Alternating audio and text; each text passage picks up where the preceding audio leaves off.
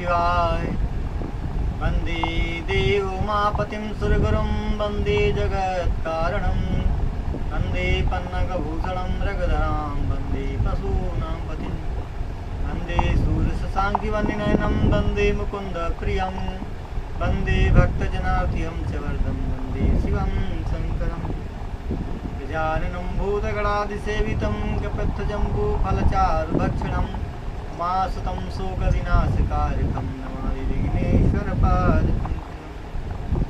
कल हमने शिवलिंग के पूजन की विधि आप सभी लोगों को श्रवण कराई और अब हम आगे की कथा का वर्णन करते हैं। तब ऋषियों ने कहा, हे सूत जी, आप चिरकाल तक जीवित रहिए, आप धन्य हैं, शिव भक्त हैं। आपने शिवलिंग की महिमा और वह किस प्रकार सफलता को देती है इसका वर्णन भली भांति किया हुआ है। जो आपने पहले सर्वश्रेष्ठ पार्थिव माहेश्वर लिंग की महिमा संक्षेप में कही थी, अब उसे फिर से विस्तार पूर्वक कहिए। तब सूत जी कहते हैं, हे ऋषियों, आप सब सुनिए। आप सबकी भक्ति तथा आदर से प्रसन्न होकर मैं शिव जी के पार्थिव लिंग की महिमा को सुना रहा हूँ। पहले कहे गए सभी लिंगियों में पार्थिव लिंग उत्तम है। हे ब्राह्मणों, उनका पूजन करने से अनेक लोग सिद्धि प्राप्त कर लिए। विष्णु, ब्रह्मा, प्रजापति इसी पार्थिव लिंग का पूजन करके अपने अपने मनोरथों को प्राप्त किए हैं।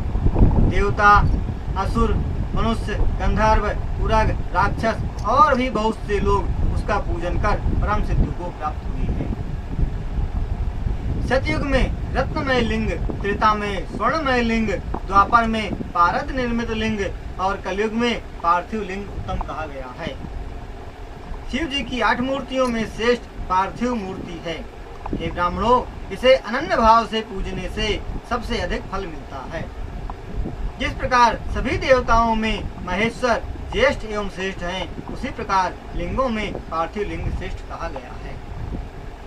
जिस प्रकार सभी नदियों में गंगा नदी उत्तम है, उसी प्रकार सभी शिवलिंगों में पार्थिव लिंग उत्तम है।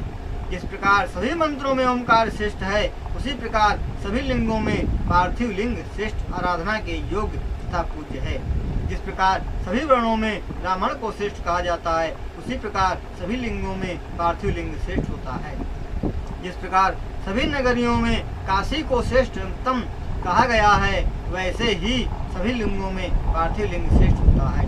जिस प्रकार सभी व्रतों में शिवरात्रि का व्रत श्रेष्ठ होता है, वैसे ही सभी लिंगों में पार्थिव लिंग उत्तम होता है।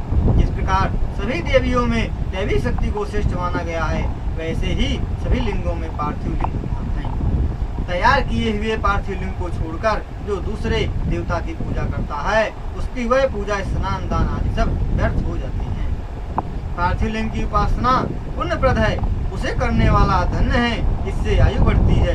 यह तुष्टि पुष्टि को देती है, इससे धन प्राप्ति होती है, तथा साधकों को इसकी उपासना करनी चाहिए।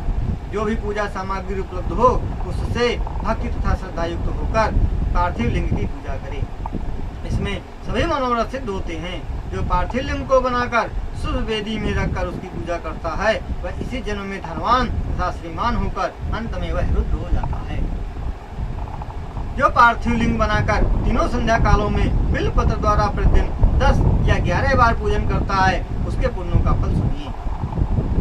वह इसी देह में रुद्रलोक को प्राप्त हो जाता है और उसका दर्शन तथा स्पर्श करने से सभी मनुष्यों के पापों का नाश हो जाता है। वह ज्ञानी है, जीवन मुक्त है, वह निसंदेह शिव ही है। उसके दर्शन मात्र से सुख भोग एवं अंत में मुक्ति मिलती है। जो पार्थिव लिंग बनाकर जीवन पर्यंत प्रतिदिन शिव की पूजा करता है, वह अंत में शिवलोक को जाता है। शिव के साथ असंख्य वर्षों तक शिवलोक में निवास करता है। निरंतर भारतवर्ष में जन्म लेकर राजाओं में श्रेष्ठ होता है। इस काम भावना से जो उत्तम पार्थिव लिंग की पूजा करता है, वह चिरकाल तक शिवलोक में रहकर अंत में सायुज्य मुक्ति को प्राप्त कर लेता है। ब्राह्मण आदि पार्थिव शिवलिंग की पूजा नहीं करता है, तो वह शूल प्रोत यानी भाल से बनकर व्यापक घोर नरक में पड़ता है। पार्थिव लिंग विधि पूर्वक सुंदर बनाए। पंचसूत्र का विधान इस पार्थिव लिंग में नहीं करना चाहिए। उस लिंग को अखंड ही बनाए। चर लिंग को अखंड तथा अचर लिंग को द्विखंड कहते हैं। यह खंड अखंड का विचार चर तथा अचर लिंग में होता है। वेदिका महाविद्या है। लिंग देव ही महेश्वर है, अतएव स्थावर लिंग में द्विखंडता श्रेष्ठ कही गई है। विधान के अनुसार स्थावर लिंग को 2 खंडों वाला बनाना चाहिए। शिव सिद्धांत को जानने वाले नहीं कहे जाते। अज्ञानी जन चर लिंग को 2 खंड का बताते हैं। ऐसे मुनिगण शास्त्रज्ञ एवं सिद्धांत को जानने वाले नहीं कहे जाते। अखंड लिंग स्थावर लिंग 2 खंडों वाला होता है। जो शास्त्रीय विधि का उल्लंघन करते हैं वे पूजा के फल को प्राप्त नहीं करते। इस कारण से शास्त्रों में कही गई विधि के अनुसार अखंड चर संज्ञक एवं द्विखंड स्थावर लिंग का निर्माण अत्यंत भक्ति के साथ करना चाहिए। अखंड चर लिंग में की गई पूजा पूर्ण फल को देती है। 2 खंडों वाले चर लिंग में की गई पूजा अत्यंत हानिकारक होती है। अखंड स्थावर लिंग में की गई पूजा इच्छित फल को नहीं देती, अपितु विघ्न कारक होती है। ऐसा शास्त्र को जानने वाले ने कहा है। तो शिव महापुराण में विद्येश्वर संहिता के अंतर्गत पार्थिव शिवलिंग की पूजन का महात्म्य नामक 19वां अध्याय समाप्त। तब सूत जी कहते हैं, अब हम वेद के ज्ञाता शिव भक्तों की पार्थिव पूजा का वर्णन करते हैं, जो वैदिक मार्ग से ही भुक्ति तथा मुक्ति को प्रदान करती है। पूर्वोक्त सूत्र द्वारा कही गई विधि से स्नान करके पहले विधि पूर्वक संध्या वंदन तथा ब्रह्म यज्ञ करके उसके बाद देव ऋषि एवं पितरों का तर्पण करें। भली भांति अपने नित्य कर्म को समाप्त करके वह शिव भक्त शिव जी का स्मरण कर भस्म और रुद्राक्ष को धारण कर संपूर्ण फल की सिद्धि के लिए वेद में कही गई विधि द्वारा परम भक्ति युक्त होकर सर्वश्रेष्ठ पार्थिव लिंग की पूजा करें। नदी या तालाब के तट पर, पर्वत में, वन में, शिव मंदिर में अथवा किसी भी पवित्र स्थान पर पार्थिव लिंग की पूजा की जा सकती है। हे ब्राह्मणों, शुद्ध स्थान से यत्न पूर्वक मिट्टी को लेकर सावधान होकर पार्थिव लिंग की रचना करें। ब्राह्मणों के लिए सफेद मिट्टी, क्षत्रियों के लिए लाल मिट्टी, वैश्यों के लिए पीली मिट्टी और शूद्रों के लिए काली मिट्टी, जो या फिर जो मिल जाए, यत्न से उस वर्ण की मिट्टी को लेकर लिंग का निर्माण करें। फिर उसे अत्यंत पवित्र स्थान में रखे। जल से उसे शुद्ध करके धीरे धीरे उसकी पिंडी बनाए। तदंतर वेद विधि से उसमें पार्थिव लिंग बनाए। उसके बाद भक्ति पूर्वक भुक्ति तथा मुक्ति प्राप्त करने के लिए उस लिंग की पूजा करें। उसके पूजा की विधि मैं आपको कहता हूँ, आप लोग विधिवत उसे सुने। नमः शिवाय इस मंत्र से पूजा के द्रव्यों का प्रोक्षण करे और भूरसी इस मंत्र से क्षेत्र की सिद्धि करे। आपोषमान इस मंत्र से जल को शुद्ध करे। नमस्ते रुद्रा इस मंत्र से फाटिका बंधन करे। नमः शंभवाय इस मंत्र से क्षेत्र शुद्धि करे। नमः शिवाय मंत्र से पंचामृत का भी प्रोक्षण करे। नमो नीलगिरीवाय मंत्र से भक्तिमान पुरुष भली भांति शिवलिंग की प्रतिष्ठा करे। भक्ति पूर्वक एतत्ते रुद्राय एवं इस वैदिक मंत्र को पढ़कर शिव जी को रमणीय आसन अर्पण करे। मानो महात इस मंत्र से उस लिंग पर शिव का आवाहन करे। यते रुद्रा इस मंत्र से शिवलिंग को आसन पर रखे। या मयूषम इस मंत्र से शिव जी का न्यास करे। फिर अध्यवोचत इस मंत्र से भक्ति पूर्वक अधिवासन करे। असो जीव इस मंत्र से देवता का न्यास करे और असो योग सरपति इस मंत्र से सर्पण करे। नमोस्तु नीलगिरीवाय इस मंत्र से पाद जल चढ़ाए। रुद्र गायत्री से अर्घ दे और त्र्यंबक इस मंत्र से आचमन कराए। पया पृथिव्याम इस मंत्र से शिव जी को दूध से स्नान कराए तथा दधिक्राब्ण इसे दधि स्नान कराए। घृतम ज्याव से मंत्र से घृत स्नान, मधु व्याता से मधु नुक्तम मधु मात्र इन 3 मंत्रों से मधु और खांड से स्नान कराए। यह सब मिलाकर पंचामृत है, अतः पाद्य मंत्रों से पंचामृत से स्नान कराना चाहिए। मानस्तों के इस मंत्र से भक्ति पूर्वक कटिबंधन करे। नमो घृणवे इस मंत्र से उत्तरी वस्त्र को धारण कराए। याते हिति इन 4 मंत्रों से भक्ति पूर्वक शिव जी के लिए शिव वस्त्र समर्पण करे। नमः सभ्या इस ऋचा से भक्त भक्ति पूर्वक गम चढ़ाए। नमस्तच्छब इस मंत्र से अच्छा चढ़ाए। नमः पर्याय इस मंत्र से फूल चढ़ाए। नमः पर्याय इस मंत्र से बिलपत्र चढ़ाना चाहिए। नमः कपर देने इस मंत्र से धूप देना चाहिए। नमः आशवे इस मंत्र से दीप अर्पण करे। नमो ज्येष्ठाय इस मंत्र से उत्तम नैवेद्य अर्पण करे। त्र्यंबकम इस मंत्र से पुनः आचमन कराए। नीमा रुद्राय इस मंत्र से शिव जी को फल चढ़ाए। नमो वज्राय इस मंत्र से सभी पदार्थ शिव जी को समर्पित करे। मानो महान तथा मानस्तों के इन दो मंत्रों से रुद्रदेवों को अच्छे चढ़ाकर पूजा करे। हिरण्यगर्भ इस ऋचा से दक्षिणा चढ़ाए। देव देवस इस मंत्र से पंडित अभिषेक करे। दिव्य मंत्र द्वारा शिव जी का निराजन करे। इमा रुद्राय आदि 3 ऋचाओं से शिव जी को पुष्पांजलि समर्पित करे। मानो महात मंत्र से विद्वान प्रदक्षिणा करे। मानस्तों के इस मंत्र से साष्टांग प्रणाम करे। इस मंत्र से शिव मुद्रा का प्रदर्शन करे। यतो यतः मंत्र से अभय मुद्रा, त्र्यंबकम मंत्र से ज्ञान मुद्रा का प्रदर्शन करे। नमः सेनान्य इस मंत्र से महामुद्रा का प्रदर्शन करे। नमो गोप्य इस मंत्र से धीनु मुद्रा को दिखलाए। शिव भक्त को चाहिए कि वह 5 मुद्रा का प्रदर्शन कर शिव मंत्र का जप करे और वेदविद शतरुद्रीय मंत्र का जप करे। उसके बाद वेदविद पंचांग का पाठ करे। तदंतर देवा गातु मंत्र से शिव जी का विसर्जन करे।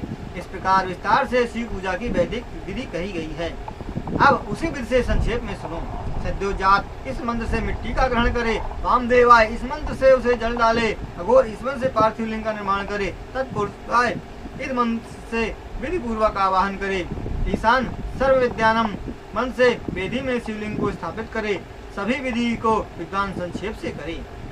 पंचाक्षर मंत्र से तथा गुरु द्वारा प्राप्त मंत्र से विद्वान षोडशोपचार से विधिवत पूजन करे। संसार स्वरूप तथा संसार के नाशक महादेव का हम ध्यान करते हैं। उग्र स्वरूप तथा उग्र स्वभाव वालों के नाशक चंद्रशेखर शिव के लिए नमस्कार है। सुधी पुरुष इस मंत्र से भी भक्ति पूर्वक शिव का पूजन करें। भक्ति से तथा भ्रम को छोड़कर जो भक्त शिव जी की पूजा करता है उसे शिव जी फल को देते हैं। इस प्रकार आदर पूर्वक वैदिक विधि से पूजा का वर्णन कर दिया है। हे ब्राह्मणों, अब साधारण रूप से दूसरी विधि का भी वर्णन किया जा रहा है। शिव नामों द्वारा पार्थिव लिंग की जो समस्त इच्छाओं को पूर्ण करने वाली पूजा कही गई है, हे मुनिवर, उसे आप लोग सुनिए। हर महेश्वर शंभु शूलपाणी पिनाक शिव पशुपति तथा महादेव इस क्रम से मिट्टी का संग्रह कर तदंतर उसमें जल डालकर मिलाएं। फिर उससे पार्थिव लिंग तैयार कर प्रतिष्ठा, आवाहन, स्नान, पूजा, क्षमा प्रार्थना तथा विसर्जन करें। ओमकार पूर्वक चतुर्थ पर्यंत शिव जी के नामों का क्रमशः से भक्ति पूर्वक पूजन की सभी क्रियाओं को करना चाहिए। भली भांति षडंग विधि से स्नान करके तब षडंक्षर मंत्र से शिव जी का ध्यान करे। कैलाश रूपी सिंहासन के ऊपर विराजमान भक्तों द्वारा आनंद पूर्वक पूजे जाते हुए भक्तों के अनंत दुखों को दूर करने के लिए दावानल के समान पार्वती द्वारा आलिंगन किए हुए विश्वभूषण शिव जी का मैं ध्यान करता हूँ। मैं उस महेश का प्रतिदिन ध्यान करता हूँ जो चांदी के पर्वत पर सरस सुंदर चंद्रमा को मुकुट के रूप में धारण किए हुए रत्नों के समान उज्जवल शरीर वाले परशु मृग वरदान तथा अभय को हाथ में लिए हुए प्रसन्न मुख वाले पद्मासन पर बैठे हुए हैं। चारों ओर देवगणों से सेवित व्याघ्र चर्म को धारण किए संसार के आदिदेव, संसार के उत्पत्ति कारक, संसार के समस्त भयों का विनाश करने वाले 5 मुखों तथा 3 नेत्रों वाले हैं। मैं इस प्रकार ध्यान से उनके उत्तम पार्थिव लिंग का पूजन कर गुरु द्वारा प्राप्त पंचाक्षर मंत्र का यथाविधि जप करना चाहिए। अनेक प्रकार की स्तुतियों से देवेश को प्रणाम करता हुआ उनकी स्तुति करे। हे ब्राह्मणों, अनेक प्रकार से शतरुद्री का पाठ करे। तदंतर हाथ में अक्षत एवं फूल लेकर भक्ति पूर्वक इन मंत्रों से शिव जी की प्रार्थना करे। हे शिव, मैं आपका हूँ, आपका गुणगान ही मेरे जीवन का आधार है। मेरा मन सदा आप पर लगा रहता है। हे कृपा निधि, हे भूतनाथ, ऐसा जानकर मुझ पर प्रसन्न हो। ध्यान से अथवा ज्ञान से जो मैंने जब पूजा आदि की है, हे शंकर, वह सब आपकी कृपा से सफल हो। मैं आज महापापी हूँ और आप सबको पवित्र करने वालों में महान हैं। हे गौरीश, ऐसा जानकर आप जैसा चाहें वैसा करें। वेदों, पुराणों, सिद्धांतों तथा अनेक ऋषियों ने भी आपको ठीक से नहीं जाना। हे सदाशिव, मैं आपको कैसे जान सकता हूँ। हे महेश्वर, जैसे तैसे मैं सब प्रकार से आपका हूँ। हे परमेश्वर, आप मेरी रक्षा कीजिए। इस प्रकार शिव जी के ऊपर अक्षत और फूलों को चढ़ाकर हे मुनिवर विधि पूर्वक शिव जी को साष्टांग प्रणाम करें। उसके बाद विद्वान पुरुष विधि पूर्वक प्रदक्षिणा करें। फिर श्रद्धा तथा भक्ति को के साथ देवेश की स्तुति करें। तदंतर विनम्र भाव से गले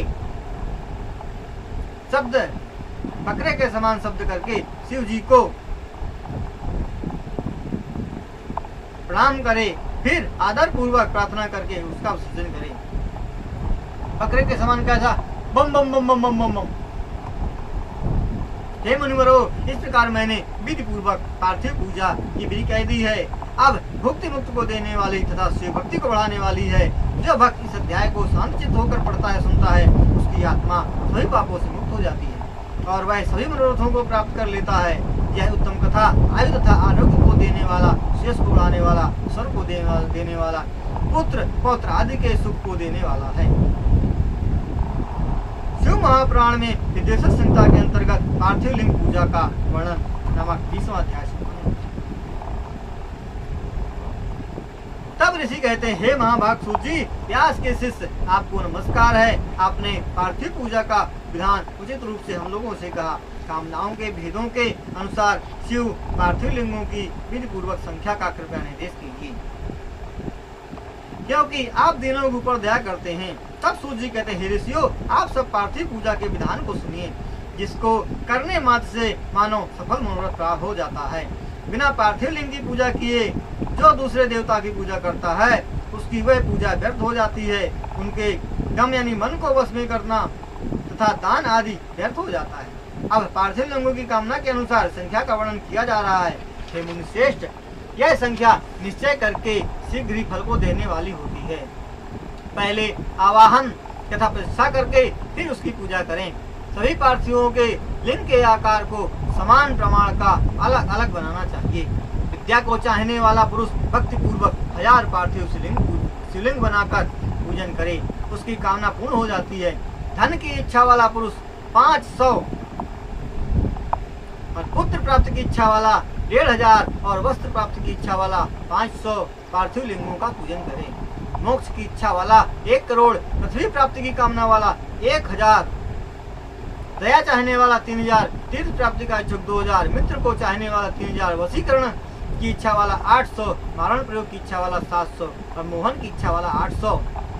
उच्चाटन के लिए 1000, स्तंभन के लिए 1000, आपस में फूट डालने के लिए 500, बंधन से छूटने के लिए 1500, राजा से के भय से मुक्ति पाने के लिए 500, चोर आदि के संकट से मुक्ति पाने के लिए 200 पार्थिवों का पूजन करें। डाकनी आदि के भय से मुक्ति पाने के लिए 500 पार्थिवों की पूजा करें। दरिद्रता से मुक्ति पाने के लिए 5000 और 10000 पार्थिव पूजन करने से सर्वत्र सिद्धि प्राप्त होती है। हे मुनिवरों, अब मैं नित्य पूजा विधि का वर्णन करता हूँ, आप लोग उसे सुनिए।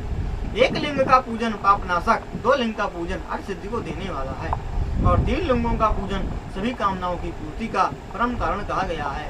इसी प्रकार जितने अधिक लिंगों की पूजा कर सके वह शुभ फल को ही देती है। अब हम मुनियों के मतभेद से संख्याओं का वर्णन करते हैं। बुद्धिमान पुरुष 10,000 पार्थिव लिंगों की पूजा करके राज भय से निश्चय ही मुक्त हो जाता है। जेल आदि बंधनों के छूटने के लिए 10,000 पार्थिव पूजन करे। डाकनी के भय के मुक्ति पाने के लिए 7,000 पार्थिव पूजन करे। पुत्रहीन पुरुष पुत्र प्राप्ति के लिए 55,000 पार्थिवों का पूजन करे। 10,000 लिंगों के पूजन से कन्या संतान की प्राप्ति होती है। 10,000 पार्थिव लिंग पूजन करने से विष्णु आदि देवताओं का ऐश्वर्य प्राप्त होता है तथा 10 लाख पार्थिवों की पूजा करने से अतुलनीय संपत्ति प्राप्त होती है। जो मनुष्य इस भूलोक में करोड़ पार्थिव लिंगों की पूजा करता है वह साक्षात शिव हो जाता है, इसमें कोई संदेह नहीं है। शिवलिंगों की पूजा करोड़ों यज्ञ के समान फल को देने वाली है। सुख भोग की कामना करने वाले पुरुषों के लिए आरंभ में सुखमय, अंत में मोक्ष को देती है। जिस दुराचारी दुरात्मा पुरुष का समय लिंग के पूजन बिना प्रतिदिन चला जाता है उसकी बहुत बड़ी हानि होती है। एक और सभी प्रकार के दान, अनेक प्रकार के व्रत, तीर्थ, नियम तथा यज्ञ हैं और एक और केवल पार्थिव लिंग की पूजा है। इस कलयुग में जितना श्रेष्ठ शिवलिंग के पूजन को माना गया है उतना महत्व अन्य किसी का नहीं है, ऐसा शास्त्रों का निश्चय है। यह लिंग पूजन अनेक प्रकार के भुक्ति तथा मुक्ति को देता है और अनेक प्रकार की आपत्तियों को दूर करता है। अतः इसका नित्य पूजन करने से मानव शिव साहित्य को प्राप्त होता है। शिव नाम में इस लिंग की पूजा प्रतिदिन महर्षियों को करनी चाहिए। जैसा कि सभी लिंगों का पूजा विधान कहा गया है, उत्तम, मध्यम, नीच भेद से 3 प्रकार का लिंग कहा गया है। हे मुनिवरों, उसका जो प्रमाण कहा गया है उसे मैं कह रहा हूँ, आप लोग सुनिए। शास्त्र के विद्वानों ने 4 अंगुल ऊंची वेदी में स्थापित शिवलिंग को उत्तम कहा गया है। उससे आधी ऊंचाई वाली वेदी में स्थापित लिंग को मध्यम और उससे भी आधी वेदी में स्थापित शिवलिंग को अधम कहा गया है। जो अनेक प्रकार के लिंगों को प्रतिदिन भक्ति श्रद्धा से युक्त होकर पूजता है, वह अपनी सभी इच्छाओं को प्राप्त कर लेता है। चारों वेदों में लिंग पूजा के समान कोई अन्य पुण्य कार्य नहीं है। यही सब शास्त्रों का निर्णय है। संपूर्ण कर्म जालों को छोड़कर विद्वान पुरुष को चाहिए कि वह परम भक्त से केवल लिंग की पूजा करे। जिसने लिंग पूजन किया है उसने संपूर्ण स्थावर तथा जंगम जगत की पूजा कर ली। संसार रूपी समुद्र में डूबे हुए मनुष्यों को पार उतारने के लिए ही यही उत्तम साधन है। अज्ञान रूपी अंधकार से अंधे हुए पुरुषों के लिए, जिनके मन विषयों में आसक्त हों, उनके लिए लिंग की उपासना के अतिरिक्त कोई और साधन नहीं है। हरि ब्रह्मा आदि देवता, मुनिगण, यक्ष, राक्षस, गंधर्व, चारण, दैत्य, दानव, किन्नर, शेष आदि, नाग, गरुण आदि पक्षी, प्रजापति, मनु तथा मनुष्य सभी प्रकार की इच्छाओं की पूर्ति करने वाले लिंग की भक्ति पूर्वक पूजा करके हृदय में स्थित कामनाओं को पा गए। ब्राह्मण, क्षत्रिय, वैश्य तथा शूद्र अथवा वर्ण संकर भी उस मंत्र से भक्ति पूर्वक शिवलिंग की पूजा करे। हे मुनियों, अधिक कहने से क्या लाभ है? उक्त वर्णों के अतिरिक्त शिवलिंग के पूजन का अधिकार हे ब्राह्मणों स्त्रियों को भी है। ब्राह्मण वैदिक तथा पौराणिक दोनों पद्धतियों से शिव की आराधना कर सकते हैं। दूसरे वर्णों के लिए पौराणिक मार्ग ही उचित है, अर्थात वे वैदिक पद्धति का आश्रय न लें। वैदिक पद्धति ब्राह्मण वैदिक पद्धति से शिव पूजा करें, ऐसा स्वयं भगवान शिव जी ने कहा है। दधीति, गौतम आदि ऋषियों के साप से जले हुए हृदय वालों ब्राह्मणों की श्रद्धा वैदिक पद्धति में के प्रति नहीं होती है। जो वैदिक तथा स्मार्ट विधि का अनादर कर दूसरी पद्धति से पूजा करता है, उस संकल्प का फल का प्राप्त नहीं होता है।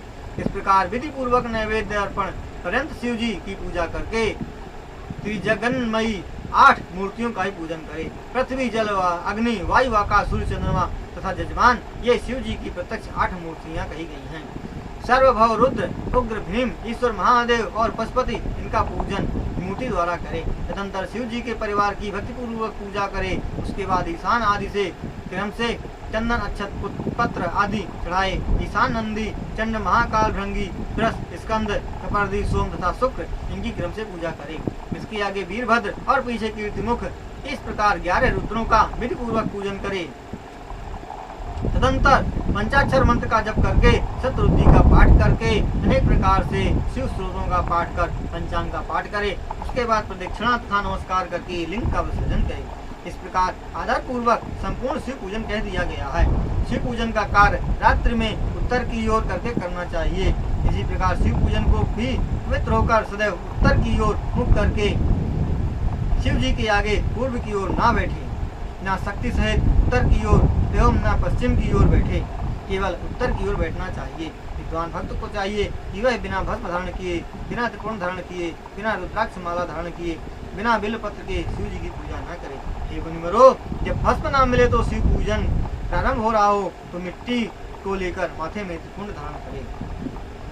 शिव महापुराण में विद्वेष संहिता के अंतर्गत शिव पूजन वर्णन नामक 21वां दृश्य।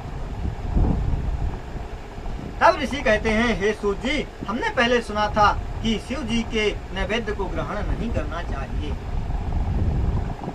उसके निर्णय तथा बिल्व को के महत्व को हमें सुनाइए। सूत जी ने कहा, हे मुनियों, आप सब धन्य हैं तथा शिव भक्त हैं। मैं प्रेम पूर्वक आप लोगों से कहता हूँ, आप मन लगाकर सावधान होकर उसके रहस्य को सुनिए। शिव भक्त तन मन से शुद्ध होकर व्रत धारण कर मन में दृढ़ निश्चय करके आग्रह भावना को छोड़कर शिव नैवेद्य को ग्रहण करे। शिव जी ने नैवेद्य को देखते ही दूर से पाप भाग जाते हैं। उसे खा लेने पर करोड़ों पुण्य स्वयं चले जाते हैं। 1000 अथवा अरब संख्या में यज्ञ करने की कोई आवश्यकता नहीं होती है। केवल शिव जी का नैवेद्य खा लेने मात्र से भक्त को शिव सायुज्य की प्राप्ति होती है। जिसके घर में शिव नैवेद्य का प्रसार भी होता है वह घर पवित्र है और वह दूसरों को पवित्र करने का भी कारण रहता है। शिव नैवेद्य को आया हुआ देखकर उसे सिरोधार करना चाहिए। उसे शिव का स्मरण करते हुए शिव सेवन करना चाहिए। आए हुए शिव के नैवेद्य को देखकर अच्छा फिर ले लेंगे। इस प्रकार देर करने से मनुष्य को उसके अपमान करने का पाप लगता है।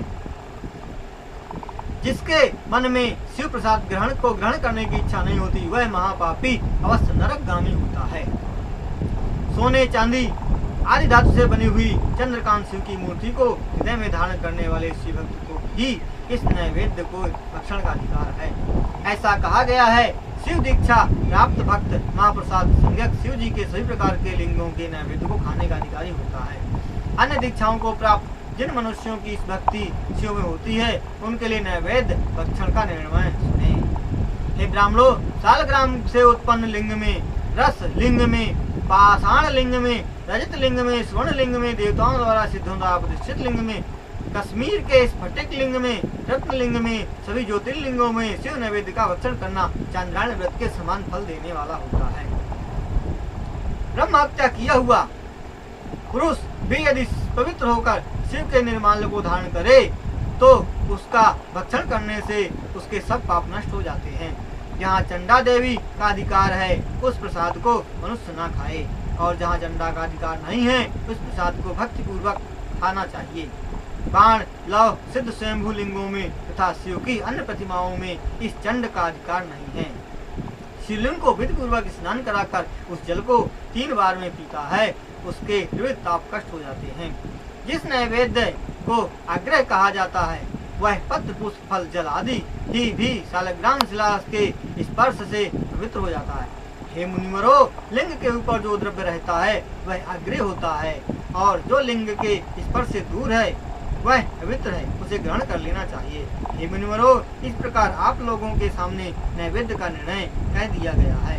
अब आदर से बिल्व महत्व को सुनिए। यह बिल्व पक्ष महादेव स्वरूप है। किसी प्रकार से इसकी स्तुति देवताओं ने भी की है। इसकी महिमा कैसे जानी जा सकती है? जितने भी पुण्य तीर्थ संसार में प्रसिद्ध हैं, वे सभी तीर्थ बिल्व पक्ष के मूल में निवास करते हैं। बेल की जड़ में जो पुण्यात्मा अविनाशी लिंग रूपी महादेव की पूजा करता है, वह निश्चय पूर्वक शिव जी को प्राप्त कर लेता है। जो बेल की जड़ में स्थित शिव जी के ऊपर जल चढ़ाता है, उसने सभी तीर्थों में स्नान कर लिया है और वही पृथ्वी में पवित्र है। इस बेल की जड़ में उत्तम आलवाल थाला को जल से भरा हुआ देखकर महादेव जी अत्यंत प्रसन्न होते हैं। जो मनुष्य बेल के जड़ की गंध, अक्षत, पुष्प आदि से पूजा करता है, वह शिवलोक को प्राप्त होता है। उसकी संतान सुखपूर्वक बढ़ती है। जो मनुष्य सादर बेल की जड़ में दीपक जलाता है, वह तत्व ज्ञान से युक्त होकर शिव स्वरूप हो जाता है। जो भक्त बेल की शाखा में से अखंड बेल पत्रों को तोड़कर जो शिव रूपी बेल वृक्ष की पूजा करता है, वह पापों से मुक्त हो जाता है। बिल्व मूल के पास जो एक शिव भक्त को बैठाकर भक्ति पूर्वक भोजन कराता है, उसे करोड़ों ब्राह्मणों को भोजन कराने के बराबर फल मिलता है। बेल की जड़ में दूध तथा घी से तैयार किए गए अन्न को जो शिव भक्त को खिलाता है, वह कभी दरिद्र नहीं होता है। शिवलिंग का पूजन सांगोपांग कहा गया है। हे ब्राह्मणों, यह प्रवृत्ति तथा निवृत्ति मार्ग भेद से 2 प्रकार कहा गया है। जो लोग व्यवहार में प्रवृत्त हैं, उन्हें इस भूलोक में पीठ पूजा करनी चाहिए। वह सभी प्रकार की कामनाओं को पूर्ण करती है। उसे योग्य ब्राह्मण द्वारा सभी प्रकार का पूजन करना चाहिए। रुद्राभिषेक के अंत में साले अन्न का नैवेद्य चढ़ाएं और पूजा के अंत में उस शिवलिंग को शुद्ध घर में अलग रख दें। बलि पूजा कर लेने के बाद शिव भक्तों को भोजन कराना चाहिए, और जो संसार से निवृत्त हैं, उनके लिए केवल सूक्ष्म लिंग की उपासना का ही विधान है। विभूति से पूजन करके शिव जी को विभूति चढ़ाएं। पूजा समाप्त करने के बाद सदा शिवलिंग को शिरोधार्य करें।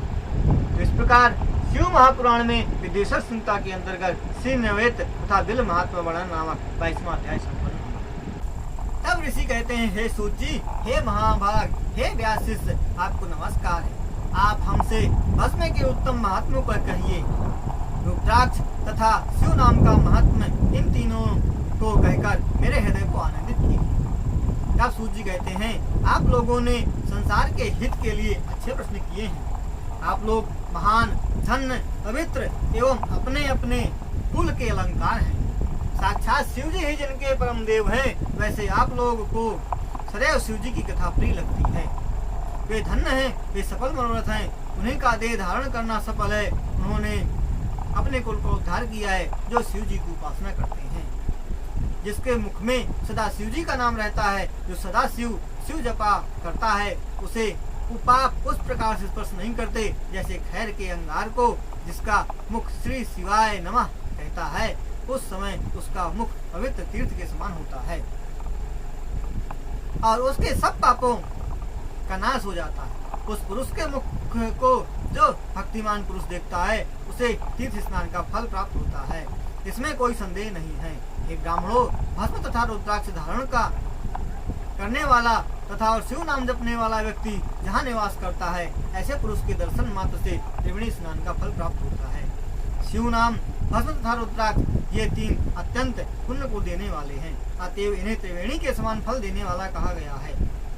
ये तीनों जिसके शरीर में प्रतिदिन रहते हैं उसका दर्शन दुर्लभ और पाप नाशक होता है। जो पुरुष के तथा त्रिवेणी के दर्शन में किसी प्रकार का अंतर नहीं होता है, ऐसे जो ऐसा स्वीकार नहीं करता वह निसंदेह पापी है। जिसने सिर पर विभूति नहीं हो, शरीर में रुद्राक्ष धारण किया ना हो और मुख में शिव नाम ना हो, ऐसे अधम को छोड़ देना चाहिए। शिव के नाम को गंगा, विभूति को जमुना और रुद्राक्ष को सरस्वती कहा गया है। ये सभी पापों का नाश करती है। ये तीनों जिसके शरीर में हैं, उनका फल एवं एक स्थान में सुरक्षित है। पंडितों ने एक से ही त्रिवेणी के स्नान का फल कहा गया है। लोकहित को चाहने वाले ब्रह्मा ने इन दोनों में को तोला था, तब दोनों समान निकले, इसलिए सदैव भस्म धारण करना चाहिए। उसी दिन से ब्रह्मा, विष्णु आदि देवता इन तीनों को धारण करते हैं, जो दर्शन मात्र के से पाप को दूर करते हैं। तब ऋषि कहते हैं, नाम आदि तीनों का आपने ऐसा फल कहा है, अतः हे सुव्रत, उसके विशेष महात्मा को कहने की आप कृपा करें। तब सूर्य जी कहते हैं, हे ऋषियों, आप बुद्धिमान हैं, शिव भक्त हैं, ज्ञानियों में श्रेष्ठ हैं, और हे ब्राह्मणों, आप लोग आदर के साथ उनके महात्मा को सुनिए। यद्यपि इसका महात्मा वेद शास्त्र पुराणों में भी छिपा हुआ है, फिर भी हे ब्राह्मणों, आपके प्रेम से मैं इसे प्रकट कर रहा हूँ।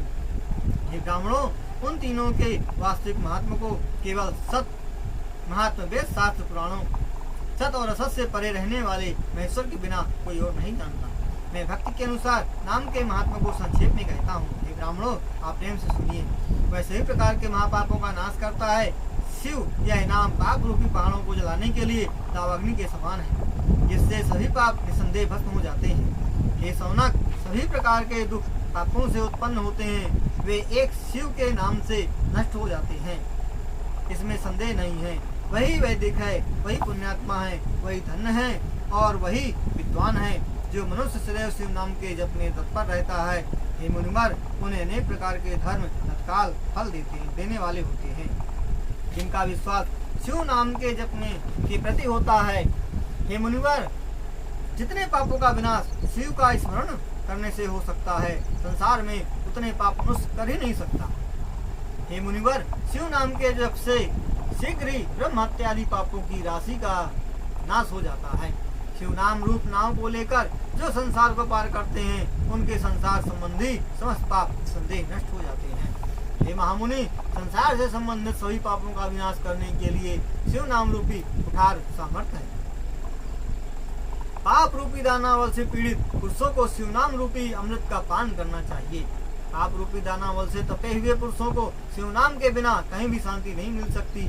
शिव नाम की अमृत धारा से भीगे हुए भक्त संसार रूपी अग्नि के बीच में रहने पर भी वे कभी चिंता नहीं करते। जिन महापुरुषों के हृदय में शिव नाम के प्रति महान भक्ति हो गई है, ऐसे पुरुषों की सहसा भक्ति हो जाती है।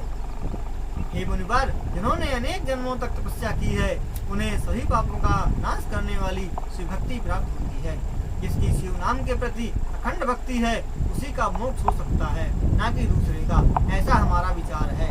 अनेक पापों को करने पर भी जिनका आदर शिव नाम के प्रति होता है, वह सभी प्रकार के पापों से मुक्त हो जाता है। इसमें किसी प्रकार का संदेह नहीं है। जिस प्रकार एक दावानल से अनेक वृक्ष भस्म हो जाते हैं, उसी प्रकार एक शिव नाम से अनेक पाप भस्म हो जाते हैं। हे सौनक, जिसका शरीर प्रतिदिन भस्म से पवित्र रहता है और आदर पूर्वक शिव नाम का जप करता है, वह घोर पापी भी संसार सागर से पाप पार हो जाता है। ब्राह्मण का धन चुराने तथा ब्राह्मणों का वध करने पर भी शिव के नाम का जप करने वाला पापों से मुक्त हो जाता है।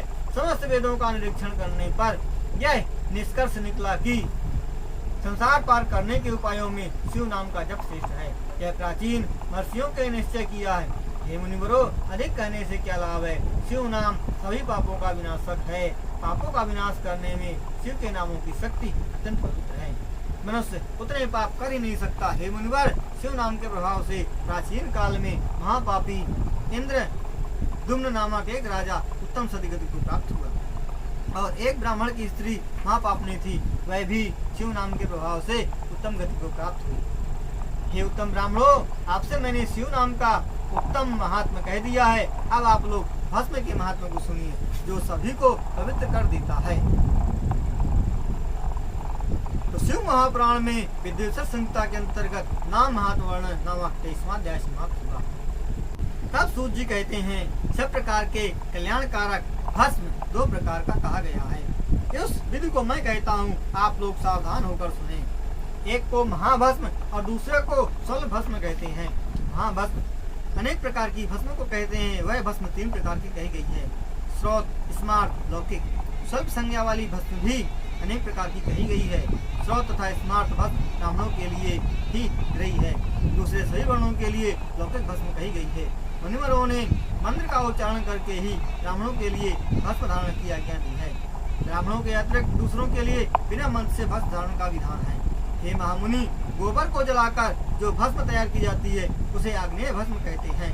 यही पुण्य के लिए उत्तम द्रव्य कहा गया है। अथवा विद्वानों को चाहिए वे अग्निहोत्र से प्राप्त भस्म का संग्रह करें अथवा अन्य प्रकार के यज्ञों की भस्म का भी प्रयोग पुण्य के लिए किया जाता है। जाबालोपनिषद में कहे गए अग्नि इत्यादि मंत्रों से पानी में घोले गए भस्म को 7 बार शरीर में लगाएं।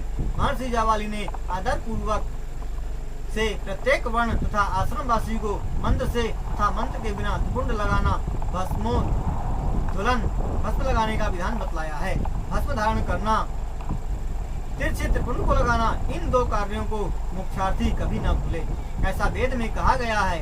शिव तथा विष्णु द्वारा भस्म धारण किए हुए त्रिपुंड तिलक की पार्वती लक्ष्मी त्रिपुंड को धारण नहीं करते। वे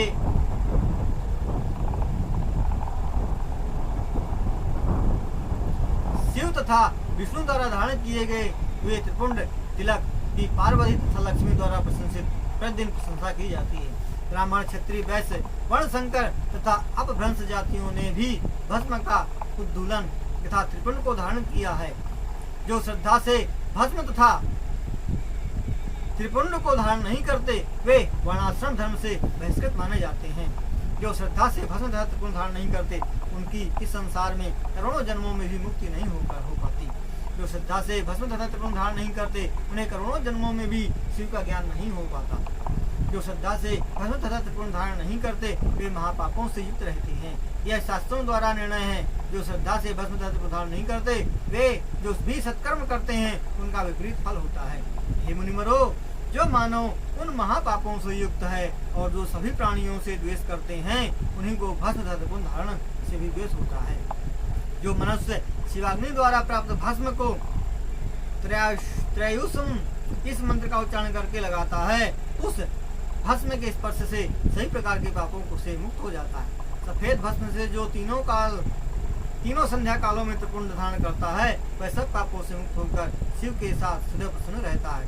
जो सफेद भस्म से ललाट में त्रिपुंड तिलक कर लगाता है वह मरने के बाद अनादि भूतों के लोकों को प्राप्त कर लेता है। भस्म से स्नान किए बिना संरक्षण मंत्र का जाप न करे वह भस्म से त्रिपुंड लगाकर विधि पूर्वक जप कर सकता है। निर्दयी, अधम, सब महापापों से युक्त, उप पापों से युक्त, मूर्ख अथवा पतित भी है। पुरुष जिस देश में नित्य भस्म धारण करके निवास करता है वहाँ सभी तीर्थों तथा यज्ञों का निवास होता है। श्रद्धा पूर्वक त्रिपुंड धारण किया हुआ मनुष्य देव तथा दानव सब की पूजनीय होता है और वह यदि पाप कर्म भी करता है तो भी उसकी आत्मा शुद्ध होती है। जिस देश में शिव ज्ञानी बुद्धि शासन से युक्त होकर यदि अपनी इच्छा से भी जीता है तो भी वहाँ सभी तीर्थ चले जाते हैं। अधिक कहने से क्या लाभ है। विद्वानों को चाहिए कि वे सदैव भस्म धारण करें, लिंग पूजा करें, सुरक्षर मंत्र का सदा जप करें। भस्म धारण की संपूर्ण महिमा को ब्रह्मा, विष्णु, रुद्र आदि देवता ने मुनिगण भी नहीं कह सकते। इस प्रकार जिसने अपने वर्ण का आचार तथा वर्ण की क्रिया को लुप्त कर दिया वह भी यदि एक बार त्रिपुंड धारण कर ले तो सभी पापों से मुक्त हो जाता है।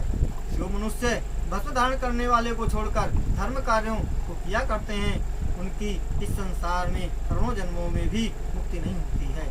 उनसे गुरुमुख से यह सब पढ़ लिया है और उसने सब कुछ कर लिया है। जिस ब्राह्मण ने अपने माथे पर भस्म से त्रिपुंड धारण कर लिया हो, जो मनुष्य भस्म धारण किए हुए पुरुष को देखकर उसे दंड देते हैं, उसका जन्म चांडाल से हुआ और समझना चाहिए। मानस तो के इस मंत्र से अभिमंत्रित भस्म को ब्राह्मण क्षत्रिय को निर्दिष्ट अंगों में धारण करना चाहिए। वैसे त्र्यंबकम इस मंत्र से और शुद्ध पंचाक्षर मंत्र से दूसरे लोग तथा विधवा स्त्रियां शुद्ध के समान विधि से भस्म धारण करें। मनु ने गृहस्थी को पंच ब्रह्मा के मंत्रों से भस्म धारण करने की अनुमति दी है। त्र्यंबकम इस मंत्र से ब्रह्मचारी वस्तु को धारण करें कहा है, अघोर इस मंत्र से वानप्रस्थियों को वस्त्र धारण करनी चाहिए। साधु तो ओंकार का मंत्र उच्चारण कर त्रिपुंड तथा भस्म का धारण करें। जो वर्ण तथा आश्रमों की मर्यादा से परे हो, वह सदा शिवोहम इस भावना से मन भस्म और त्रिपुंड को धारण करें। शिव योगी ईशान मंत्र से धारण करें। इस उत्तम भस्म धारण की विधि का सब वर्णों को आदर करना चाहिए। इसके अतिरिक्त लोगों को भी शिव की आज्ञा से भस्म धारण करना चाहिए। भस्म स्नान करने से जितने भस्म कण अपने अंगों में लगे रहते हैं, मानो उतने शिवलिंगों को वह अपने शरीर में धारण करता है। ब्राह्मण, क्षत्रिय, वैश्य, वर्ण संकर, विधवा, बालक, बालिकाएं, पाखंडी, ब्रह्मचारी, गृहस्थी, वानप्रस्थी, सन्यासी, ब्रह्मचारी तथा स्त्रियां, ये सभी यदि भस्म और त्रिपुंड को धारण करें तो ये भी मुक्त हो जाते हैं। जाने अनजाने यदि आग का स्पर्श हो जाता है तो वह दोनों स्थितियों में जलाता ही है। वैसे ही जाने अनजाने में लगाया हुआ भस्म मानव को पवित्र कर देता है। जो भस्म तथा रुद्राक्ष धारण नहीं करते, उनके घर का थोड़ा भी अन्न जल ग्रहण न करें। गृहस्थी, वानप्रस्थी, साधु, ब्रह्मचारी अथवा वर्ण संकर इन्हीं के अन्न को खाकर आपका भागी होता है, अतएव वह नरक हो जाता है। उनके घर पर भोजन करने से तीनों वर्ण के लोग गायत्री का जप करने से और साधु ओंकार का जप करने से मुक्त हो जाते हैं। जो त्रिपुंड की निंदा करते हैं मानो वे शिव की निंदा करते हैं। जो त्रिपुंड को धारण करते हैं वे साक्षात शिव को ही धारण करते हैं। भस्म रहित लाट और शिवालय रहित गांव निंदा के योग्य है, वहाँ जन्म धिक्कार योग्य है। जिसने शिव पूजन न किया हो, शिव के आश्रय से हीन विद्या को धिक्कार है। जो तीनों लोकों के आधार स्वरूप शिव जी की निंदा करते हैं और त्रिपुंड धारण करने वाले उन भक्तों की निंदा करते हैं, वास्तव में यह उनका दृष्टि दोष है, क्योंकि वे मनुष्य होते हुए भी वर्ण संकर, सुअर, असुर, गधा, कुत्ता, सियार अथवा कीड़े के समान पैदा हुए हैं। उनका जन्म केवल नरक जाने के लिए ही हुआ है। वे रात दिन चंद्रमा तथा सूर्य को देखकर भी देख नहीं पाते। भला ऐसे लोग आदर से रुद्र सूक्त का पाठ करने से मुक्त हो सकते हैं? ऐसे लोगों के साथ भाषण करने से भी नरक यात्रा मिलती है। ऐसे लोगों के प्रायश्चित की बात भी नहीं करनी चाहिए। वास्तव में जो भस्म त्रिपुंड आदि धारण किए हुए पुरुषों की निंदा करते हैं, वे महामूर्ख होते हैं। हे मुनिवर, शिव यज्ञ में तांत्रिक ऊपर की ओर तिलक लगाने वाले था, जिसने अपनी बाहों में शंख चक्र को तपाकर चिन्ह बनवाए हैं, इन लोगों का अधिकार नहीं है। उनमें भी बहुत से मानव ग्रहण जाबाल मुनि द्वारा प्रेरित है। उन्हें विचार कर भस्म धारण करना चाहिए। जो केवल चंदन से अथवा चंदन में भस्म मिलाकर धारण करते हैं, वे सभी प्रकार से उचित है। किसी प्रकार बुद्धिमान के माथे पर त्रिपुंड तिलक रहना चाहिए। ब्राह्मणों, सौभाग्यवती तथा विधवा स्त्रियों को भी संपूर्ण माथे पर त्रिपुंड धारण करना चाहिए। इसी प्रकार सभी आश्रम वालों को विभूति धारण करनी चाहिए, क्योंकि यह पापों को दूर कर मोक्ष को देती है। जो विधि पूर्वक भस्म द्वारा त्रिपुंड को धारण करता है, वह महापापों तथा उपापों से भी मुक्त हो जाता है। ब्रह्मचारी, गृहस्थी, वानप्रस्थी, साधु, ब्राह्मण, क्षत्रिय, वैश्य, शूद्र, पतित अथवा अधम भस्म तथा त्रिपुंड को धारण करने के वे सभी पाप समूह को छोड़कर शुद्ध हो जाते हैं। विशेष करके भस्म धारण करने वाला शिव भक्त स्त्री हत्या, गो हत्या, वीर हत्या तथा अश्वहत्या के पापों से संदेह मुक्त हो जाता है। प्राय द्रव्य को चुराना, प्राय स्त्री से संबंध बनाना, दूसरे की निंदा करना, दूसरे के खेत को छीन लेना तथा दूसरे को कष्ट देना, फसल के से परिपूर्ण खेती तथा बगीचों को हरण करना, घर जला देना आदि कर्म, गाय, भैंस, सोना, तिल, कंबल और वस्त्रों की चोरी करना, अन्न, धान, जल आदि को नीचों से दान के रूप में लेना, मछुए की स्त्री, वेश्या, चंडाल की स्त्री, शूद्र की स्त्री, नृत्य करने वाली स्त्री, रजस्वला, कन्या तथा विधवा स्त्री के साथ मैथुन करना, मांस, चर्म, रक्त, नमक आदि का व्यापार करना, चुगलखोरी, धोखे में डालने वाले शब्द तथा झूठी गवाही देने वाले, इस प्रकार के जो असंख्य पाप हैं, वे सभी त्रिपुंड धारण करने से तत्काल नष्ट हो जाती है। शिव को धन को चुराना, कहीं भी शिव की निंदा करना, शिव भक्तों की निंदा, ये पाप प्रायश्चित करने पर भी दूर नहीं होते। जिसके शरीर में रुद्राक्ष हो और माथे पर त्रिपुंड हो, वह यदि चंडाल योनि में उत्पन्न हो तो भी वह सभी वर्णों में श्रेष्ठ है। इस संसार में गंगा आदि जितने तीर्थ है उन सब में स्नान कर लिया है जिसके माथे पर त्रिपुंड तिलक लगा रहता है।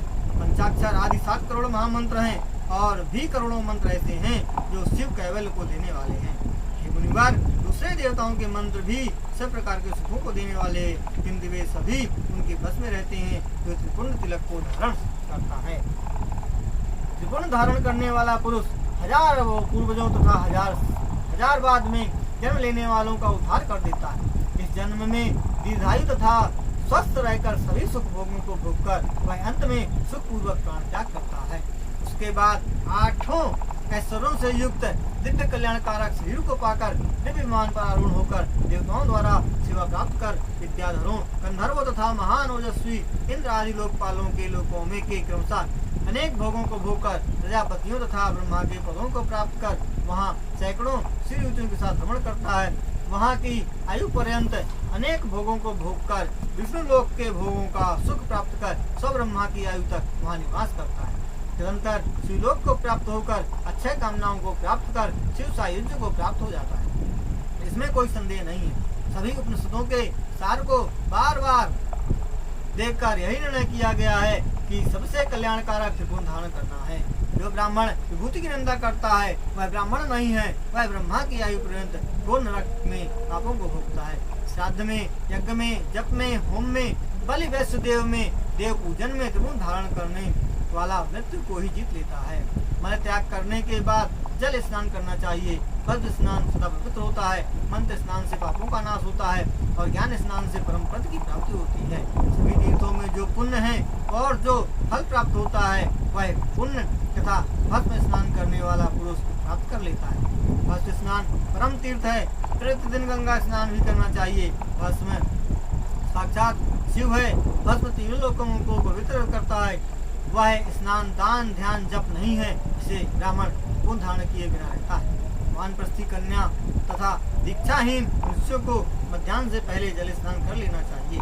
उसके बाद ये स्नान करें। इस प्रकार जो मनुष्य प्रतिदिन त्रिपुंड धारण करता है वह शिवभक्त भोग तथा मोक्ष को प्राप्त कर लेता है। जिसके अंग में अत्यंत पुण्य को देने वाला एक भी रुद्राक्ष नहीं है, वह पुण्य से भी रहित है, तो उसका जन्म व्यर्थ है। इस प्रकार मैंने संक्षेप से त्रिपुंड का महात्मा कह दिया है। यह सभी प्राणियों के रहस्य है, इसे तुम छिपाकर रखना। हे मुनिवर, ललाट आदि अंगों में त्रिपुंड की 3 रेखाएं होती हैं। भव के मध्य से प्रारंभ होकर जहाँ तक दोनों भवों का अंत हो वहाँ तक माथे में त्रिपुंड को धारण करना चाहिए। मध्यमा तथा नामिका उंगली के बीच में प्रतिलोम से अंगुष्ठ से की गई रेखा को त्रिपुंड कहा जाता है। 3 उंगलियों के मध्य में भस्मों को यत्न पूर्वक लेकर भक्ति से युक्त त्रिपुंड का धारण करें, क्योंकि यह भुक्ति तथा मुक्ति को देने वाला है। 3 रेखाओं में क्रम से 9 देवता हैं। वे सब अंगों में हैं। सावधान होकर सुनिए, मैं उसका वर्णन करता हूँ। आकार ग्रहिपत्य अग्नि है। भू रजोगुण है। ऋग्वेद क्रिया शक्ति तथा प्रातः सवन है। हे मुनिवरो, प्रथम रेखा के महादेव देवता शिव दीक्षा से दीक्षित भक्तों को यह जानना चाहिए। पार दीक्षा अग्नि है। आकाश सत्वगुण है और वेद यजु है। मध्यम दिन सवन है। इच्छा शक्ति अंतरात्मा है। हे मुनिवर, शिव दीक्षा वालों को जानना चाहिए कि दूसरी रेखा के महेश्वर देवता हैं। मकार आहवनीय है, अग्नि है। परमात्मा रूप तमोगुण, ज्ञान शक्ति सामवेद तति सवन स्वरूप है। हे मुनिवरो, तीसरी रेखा के शिव देवता हैं। यह शिव दीक्षा वालों को जानना चाहिए। इस प्रकार प्रतिदिन शुद्ध होकर भक्ति पूर्वक त्रिपुंड की रेखाओं के देवताओं को प्रणाम करके त्रिपुंड धारण करने से भक्त भुक्ति मुक्ति को प्राप्त कर लेता है। हे मुनीश्वरो, इस प्रकार सभी अंगों के स्नान देवता कह दिए गए हैं। उसके उनसे संबंधित स्थानों को भक्ति पूर्वक सुनिए। 32 स्थानों में, 16 स्थानों में, 8 स्थानों में अथवा 5 स्थानों में उन्हें रखे। सिर में, ललाट में, दोनों कानों में, दोनों नेत्रों में, नासिका में, मुख में, गले में, दोनों हाथों में, कर्पूर में, मणिबंध में, हृदय में, दोनों पसलियों में, नाभि में, अंडकोशों में, दोनों उरुओं में, गुल्फों में, जानुओं में, दोनों जांघों में, दोनों पैरों में, ये 32 स्थान उत्तम है। अग्नि, अप, भू, वायु दिशाएं, दिक्पाल एवं वसुओं के साथ 8 वसु ये हैं। धरा, ध्रुव, सोम, जल, पवन, अग्नि, प्रत्युष और प्रभास, इनके नाम लेकर पंडित जन त्रिपुंड को धारण करें अथवा सावधान होकर 16 स्थानों में त्रिपुंड लाएं। सिर, ललाट, कंठ, दोनों भुजाओं, भुजा, कर्पूर, मणिबंध, हृदय, नाभि, दोनों पार्श्वों तथा पीठ में भस्म लगाकर तदंतर अश्विनी कुमारों का पूजन करें। शिव, शक्ति, रुद्र, ईश, नारद तथा वामा आदि 9 शक्तियों, ये 16 देवता, नासत्य और दस्त्र, ये 2 अश्विनी कुमार कहे गए हैं। अथवा सिर, केश, दोनों कान, मुख, भुजाएं, हृदय, नाभि, दोनों उरुओं, दोनों जानु, दोनों पैर, पीठ, इन 16 स्थानों में भस्म लगाना चाहिए। शिव, चंद्र, रुद्र, ब्रह्मा, गणेश, विष्णु, श्री हृदय में, शिव नाभि में, नाग कन्याएं और दोनों ऋषि कन्याएं, चरणों में, समुद्र तथा तीर्थ पीठ, ये 16 स्थान हैं। 8 स्थान अब आगे कहे जा रहे हैं। भूरि स्नान, ललाट, दोनों कान, दोनों कंधे, हृदय, नाभि, ये 8 स्थान हैं। ब्रह्मा और 7 ऋषि इनके देवता हैं। हे मुनीश्वर, भस्म विवेक के विधान को जानने वाले विद्वानों ने ऐसा कहा है। अथवा मस्तक, 2 बाहु, हृदय अथवा नाभि, इन 5 स्थानों में भस्म लगानी चाहिए। देश काल का ध्यान रखकर जैसा संभव हो वैसा करें। यदि भस्म लगाना संभव न हो तो कुंड का प्रयोग करे या कराए। तीनों नेत्रों वाले, 3 गुणों के आधार, तीनों देवों के जनक शिव को स्मरण करते हुए नमः शिवाय इस मंत्र से कुंड धारण करना चाहिए। ईशाभ्याम नमः कहकर दोनों पार्श्वों में त्रिपुंड लगाए। बीजाभ्याम कहकर दोनों प्रकोष्ठों में त्रिपुंड लगाए। पितृभ्याम कहकर नीचे, उमेशाभ्याम कहकर ऊपर के अंगों में, भीमाय नमः कहकर पीठ और सिर के पीछे त्रिपुंड लगाए। इस प्रकार शिव महापुराण के अंतर्गत विद्वेश्वर संहिता में भस्म धारक विधि का नामक 24वां अध्याय। तब सूत जी कहते हैं, हे महाभाग, हे महाप्राग, हे महामुनि सोनक जी, आप शिव स्वरूप रुद्राक्ष के महात्मा को सुनाइए। उसे मैं संक्षेप में कहता हूँ। परम पावन यह रुद्राक्ष शिव जी को अत्यंत प्रिय है और इसके दर्शन, स्पर्शन तथा माला के रूप में जप करने से यह सभी पापों का विनाश करता है। पहले किसी समय परमात्मा शिव ने भगवती पार्वती के सामने लोकोपकार के लिए रुद्राक्ष की महिमा कही है। तब शिव जी कहते हैं, हे देवी, हे महेशानी, मैं तुम्हारी प्रसन्नता तथा भक्तों के हित के लिए रुद्राक्ष की महिमा को कहता हूँ। हे महेशानी, पहले दिव्य 1000 वर्षों तक तप करते हुए और एकाग्र मन करते हुए मेरा मन कुछ विचलित हो गया। हे परे महेशानी, संसार का उपकार करने परम ईश सर्वथा स्वतंत्र मैंने अपनी दोनों आंखें खोल दी। तब मेरी आंखों से जल की 2 बूंदें गिरी। जल की बूंदें गिरी, उन आंसुओं से रुद्राक्ष के वृक्ष उत्पन्न हुए। उन्होंने भक्तों का हित करने के लिए वृक्ष रूप धारण कर लिया।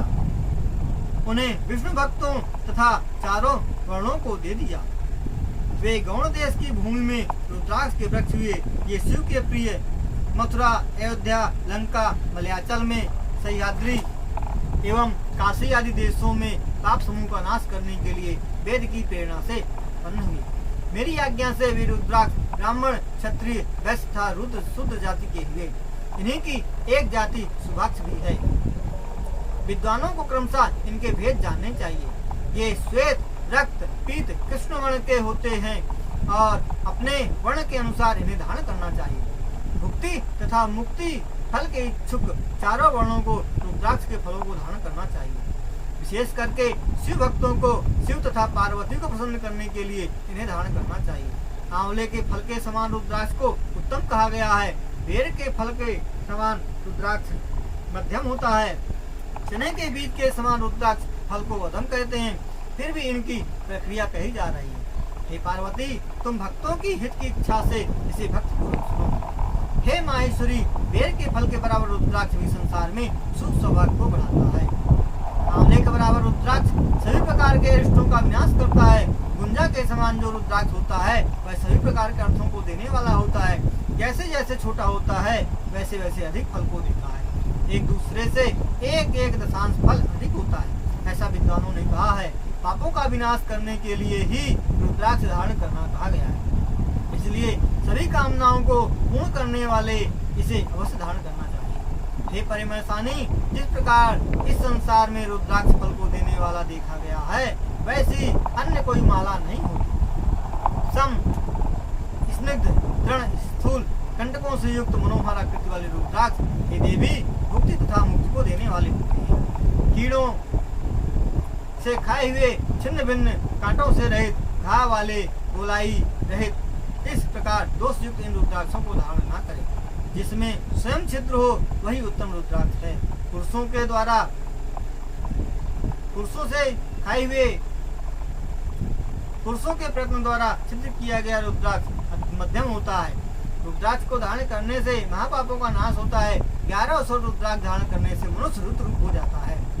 1100 रुद्राक्षों को धारण करने वाला 1100 रुद्राक्षों को धारण करने का जो फल होता है उसे सैकड़ों वर्षों में वर्णन नहीं किया जा सकता। जो मनुष्य भक्ति पूर्वक 550 रुद्राक्ष को धारण करता है उसे मुकुट कहते हैं। वह भक्ति वाला पुरुषोत्तम होता है। मनुष्य भक्ति युक्त होकर 308 रुद्राक्षों की 3 लड़ी बनाकर यज्ञोपवीत की भांति धारण करे। हे पार्वती, शिखा में 3, दाहिने और बाएं दोनों कानों में 6 रुद्राक्ष धारण करे। 100 एक गले में, बाहों में 11, इसी प्रकार कोहनी तथा मणिबंध में धारण करे। शिव भक्त मनुष्य को जनेऊ में 3, 5 कमर में धारण करने चाहिए। हे पार्वती, इतनी संख्या में जितने रुद्राक्ष धारण किए हों उसका स्वरूप प्रमाण करने योग्य होता है। वह शिव की भांति प्रणाम करने योग्य होता है। इस प्रकार अपना बाहरी स्वरूप बनाकर जब वह आसन लगाकर शिव के ध्यान में मग्न होकर शिव का जप करने लगता है तब उसे देखकर मानव पापों से मुक्त हो जाता है। यहाँ तक 1100 रुद्राक्षों को धारण करने की विधि कही गई है।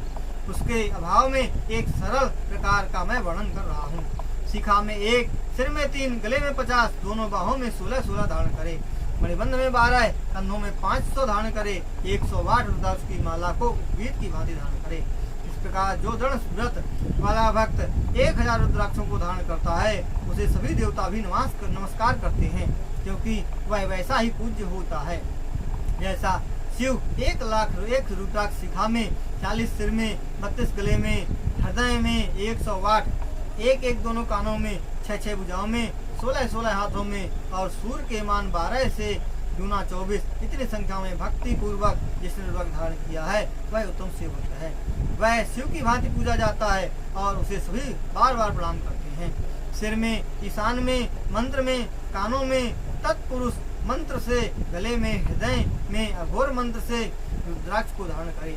अघोर तथा बीज मंत्र से दोनों हाथों में रुद्राक्ष को धारण करे। 15 रुद्राक्षों की माला वाम देवेन मंत्र से उदर में धारण करे। सद्योजात आदि 5 ब्रह्म मंत्रों से दूसरे अंगों में 3, 5 अथवा 7 माला धारण करे अथवा मूल मंत्र से सभी रुद्राक्षों को धारण करे।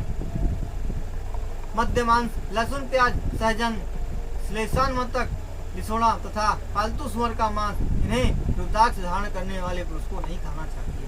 हे पार्वती, सफेद रुद्राक्ष ब्राह्मणों को, क्षत्रियों को लाल, वैश्यों को पीला और शूद्रों को काला धारण करना चाहिए। यही वेदोक्त मार्ग है। ये रुद्राक्ष ब्रह्मचारी, गृहस्थी, वानप्रस्थी आदि को नियम पूर्वक धारण करना चाहिए। यह परम सत्य है। यह रुद्राक्ष अत्यंत पुण्यों से प्राप्त होता है। इसका त्याग करने से वे नरकगामी होते हैं। आंवले से छोटे, अत्यंत छोटे, टूटे, किसी प्रकार से गुणों में हीन, कंटक रहित, घने तथा छिद्र रहित रुद्राक्षों को मंगल की कामना करने वाले को धारण न करें। किंतु चना के बराबर छोटे रुद्राक्ष की प्रशंसा की गई। शिवजी पार्वती जी से कहते हैं, यह रुद्राक्ष मेरा चिन्ह है, इसे सदैव धारण करना चाहिए। सभी वर्णों, सभी आश्रम वासियों, स्त्रियों, शूद्रों को भी शिव जी की आज्ञा से रुद्राक्ष को धारण करना चाहिए। साधुजन ओंकार का उच्चारण कर रुद्राक्ष को धारण करे। दिन में धारण करने से रात्रि के और रात्रि में धारण करने से दिन में किए हुए यह प्रातः है, दोपहर, संध्या काल के सब पाप नष्ट हो जाते हैं। जो मनुष्य इस संसार में त्रिपुंड जटा रुद्राक्ष को धारण करते हैं वे यमलोक नहीं जाते। जो एक रुद्राक्ष को सिर में तथा माथे पर पुण्य धारण करते हैं और जो सदैव पंचाक्षर मंत्र का जप करते हैं वे साधु पूज्य होते हैं। यमराज ने अपने दूतों से कहा है, जिसके शरीर पर रुद्राक्ष और माथे पर त्रिपुंड, मुख में पंचाक्षर मंत्र नहीं है, उन्हें यमलोक में ले आओ। भस्म और रुद्राक्ष धारण करने के प्रभाव को जानो, वे हमारे सदैव पूज्य हैं, उन्हें कभी भी यमलोक में मत लाना। यमराज ने भी अपने दूतों को इस प्रकार आज्ञा दी है। ऐसा समझकर वे सब चुप तथा आश्चर्यचकित हो गए। हे महादेवी, हे पार्वती, रुद्राक्ष सभी प्रकार के पापों का नाश करता है, अतएव उसे धारण करने वाला मेरा प्रिय होता है। हाथों, बाहों तथा सिर में जो रुद्राक्ष को धारण करता है उसे कोई मार नहीं सकता। वह शिवरूप होकर संसार में भ्रमण करता है। वह सदैव देव दानव तथा वंदनीय होता है। वह देखते ही पूजनीय एवं शिव के समान पापों का नाशक होता है। ध्यान से रहित जो पुरुष रुद्राक्ष को धारण करता है वह सब पापों से छूटकर परम गति को प्राप्त करता है। रुद्राक्ष माला से मंत्र जाप करने का फल करोड़ गुना होता है और रुद्राक्ष माला को धारण करने से मनुष्य 10 करोड़ गुना फल प्राप्त करता है। जब तक मानव अपने शरीर में रुद्राक्ष माला को धारण किए रहता है तब तक उसे अकाल मृत्यु कष्ट नहीं दे सकती। त्रिपुंड के सहित जिसके अंगों में रुद्राक्ष शोभित होता है वह मृत्यु पर्यंत का जप करता है, उसे देखकर दर्शन के समान फल प्राप्त होता है। हे प्रिय पार्वती, जो पंचदेवों का उपासक है या सभी देवता जिसे प्रिय है वह सभी मंत्रों को रुद्राक्ष माला से लेते हैं। विष्णु आदि देवताओं के भक्त भी निसंदेह रुद्राक्ष को धारण करें। शिव भक्त को तो विशेष रूप से रुद्राक्ष धारण करना चाहिए। रुद्राक्ष अनेक प्रकार के कहे गए हैं, उनके भेदों को मैं कहता हूँ। हे पार्वती, भक्ति के साथ सुनो, वे मुक्ति तथा मुक्ति को देने वाले हैं। एक मुख वाला रुद्राक्ष साक्षात शिव होता है, वह मुक्ति को देता है। उसके दर्शन मात्र से ब्रह्म हत्या का विनाश हो जाता है। जहाँ इसकी पूजा होती है वहाँ से लक्ष्मी दूर नहीं जाती, सभी उपद्रवों का नाश हो जाता है और उसके दर्शन मात्र से ब्रह्म हत्या का विनाश होता है और उसके सभी मनोरथ सिद्ध हो जाते हैं। 2 मुख वाला देवेश सभी कामनाओं को पूरा करता है। विशेष करके वह रुद्राक्ष को हत्या के पाप का नाश कर देता है। 3 मुख वाला रुद्राक्ष सदा सभी साधनों को देता है, उसके प्रभाव से सभी विद्याएं सम्मानित होती हैं। 4 मुख वाला रुद्राक्ष ब्रह्म स्वरूप है, इसे धारण करने से नर हत्या का पाप समाप्त हो जाता है। इसके दर्शन और स्पर्श करने से धर्म, अर्थ, काम, मोक्ष की प्राप्ति होती है। 5 मुख वाला रुद्राक्ष स्वयं रुद्रदेव ही जो कालाग्नि के समान प्रसिद्ध है। यह सभी कामनाओं को पूर्ण करके भक्तों को मुक्ति प्रदान करता है। अगम्य स्त्री के साथ गमन करने से तथा भक्ष्य पदार्थों को खा लेने से होने वाला आदि प्रकार के सब पापों का पंचमुखी शिव विनाश करता है। 6 मुख वाला रुद्राक्ष कार्तिकेय स्वरूप है। इसे दाहिनी भुजा में धारण करने से संदेह, ब्रह्म हत्या आदि के पापों से मुक्ति हो जाती है। हे पार्वती, 7 मुख वाला रुद्राक्ष अनंत कहा जाता है। हे देवेशी, उसे धारण करने से दरिद्र भी संपन्न हो जाता है। 8 मुख वाला रुद्राक्ष वसुमूर्ति कहा जाता है। यह साक्षात भैरव रूप है। उसे धारण करने से मानव पूर्णायु वाला होता है और मरने के बाद वह शिव ही हो जाता है। 9 मुख वाले रुद्राक्ष को भैरव तथा कपिल मुनि कहते हैं। उसकी अधिष्ठात्री 9 दुर्गा देवी अथवा महेश्वरी है। उस रुद्राक्ष को भक्ति पूर्वक बाएं हाथ में धारण करना चाहिए, इससे वह निसंदेह मेरे ही समान सर्वेश्वर हो जाता है। हे पार्वती, 10 मुखी रुद्राक्ष स्वयं जनार्दन देव हैं। हे देवेशी, उसे धारण करने से सभी कामनाएं पूर्ण हो जाती हैं। हे परमेश्वरी, जो 11 मुख वाला रुद्राक्ष होता है उसे धारण करने से वह स्वयं रुद्रदेव हो जाता है। वह सभी स्थानों में विजयी होता है। 12 मुख वाले रुद्राक्ष को जो सिर में धारण करता है वह 12 आदित्यों के समान महिमामय हो जाता है।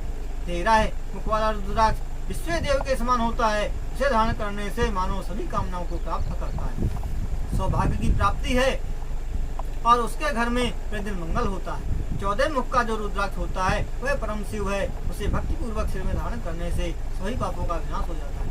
मुखों के भेद से ये रुद्राक्ष के भेद कह दिए गए हैं। हे पार्वती, अब प्रेम पूर्वक उनके क्रमशः मंत्रों को सुनो। ओम ह्रीम नमः, ओम नमः, ओम क्लीम नमः, ओम ह्रीम नमः, ओम ह्रीम नमः, ओम ह्रीम हुम नमः, ओम हुम नमः, ओम हुम नमः, ओम हुम नमः, ओम ह्रीम नमः, ओम ह्रीम हुम नमः, ओम क्रोम सोम रोम नमः, ओम ह्रीम नमः, ओम नमः। हे देवी, श्रद्धा भक्ति से युक्त होकर सभी प्रकार के अर्थ काम की सृष्टि के लिए आलस्य रहित होकर रुद्राक्षों को धारण करना चाहिए। जो मनुष्य इस भूलोक में बिना मंत्र का उच्चारण कर रुद्राक्ष को धारण करता है वह तब तक नरक में रहता है जब तक 14 इंद्र अपनी आयु को पूरा नहीं कर लेते। अर्थात एक कल्प रुद्राक्ष की माला धारण करने वाले को देखकर भूत प्रेत पिशाच डाकनी शाकनी तथा और जो भी वैर करते हैं और जो कृत्रिम विचार आदि हैं, ये सब दूर होने से ही रुद्राक्षधारी को देखकर चले जाते हैं। हे पार्वती, रुद्राक्ष माला धारण करने वाले को देखकर शिव, विष्णु, देवी, गणेश, सूर्य तथा और भी जो देवता प्रसन्न हो जाते हैं। हे माहेश्वरी, इस प्रकार रुद्राक्ष के महात्मा को जानकर धर्म की वृद्धि के लिए भक्ति पूर्वक रुद्राक्षों को भली भांति धारण करना चाहिए।